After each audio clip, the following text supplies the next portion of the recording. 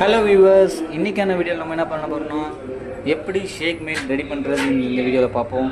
So வாங்க வீடியோக்குள்ளே போகலாம். ஃபஸ்ட்டு ஒரு கப் அளவுக்கு cold water 300 ml of water நம்ம எடுத்துக்கணும். அதை எடுத்து நம்மளோட மிக்ஸி ஜாரில் போட்டுட்டு வச்சுக்கணும்.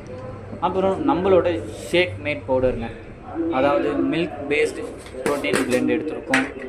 அது 2 ஸ்கூப் அளவுக்கு அந்த மிக்ஸி ஜாரில் போட்டுக்கலாம். 2 ஸ்கூப் அளவுக்கு ஒன்று போட்டாச்சு, இன்னொன்று 2 ஸ்கூப் அளவுக்கு நம்ம மிக்ஸி ஜாரில் போட்டுட்டு க்ளோஸ் பண்ணி வச்சிடலாம். அப்புறம் பர்சனலைஸ்ட் ப்ரோட்டீன் பவுடர் எடுத்துருக்கோம், அது 1 ஸ்கூப் போட்டுக்கலாம். இந்த ப்ரோட்டீன் ரொம்பவே உடம்புக்கு ஹெல்த்துங்க, அதனால தான் 1 ஸ்கூப் போடுறோம். நீங்கள் க்ளோஸ் பண்ணி வச்சிடலாம். அடுத்து நம்மளுக்கு பிடிச்ச ஃப்ளேவர் வெண்ணிலா ஃபார்முலா 1 வெண்ணிலா ஃப்ளேவர் எடுத்துருக்கோம், அது 1 ஸ்கூப் போட்டுக்கலாம். நீங்கள் மூடி வச்சிடலாம். அடுத்து நம்மளுக்கு பிடிச்ச ரோஸ் கேக் ஃப்ளேவர், அதில் 2 ஃப்ளேவர் 2 ஸ்கூப் அளவுக்கு ரோஸ் கேக் ஃப்ளேவர் போட்டுக்கலாம். 1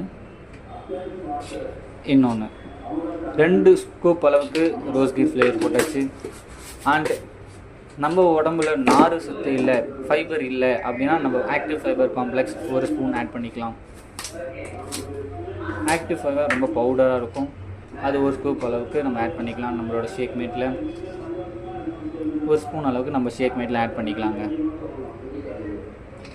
இப்போ எல்லாத்தையும் மிக்ஸ் பண்ணி நம்ம ஒரு 40 to 50 செகண்ட்ஸ் அளவுக்கு நல்லா பிளெண்ட் பண்ணிக்கலாம். ஒரு 40 to 50 செகண்ட்ஸ் நல்லா பிளெண்ட் பண்ணால் தான் அது கேக் அளவுக்கு வந்து நம்மளுக்கு திக்னஸ் இருக்கும், இல்லைன்னா ரொம்ப ஒரு தண்ணியாக இருக்கும். அதனால தான் ஒரு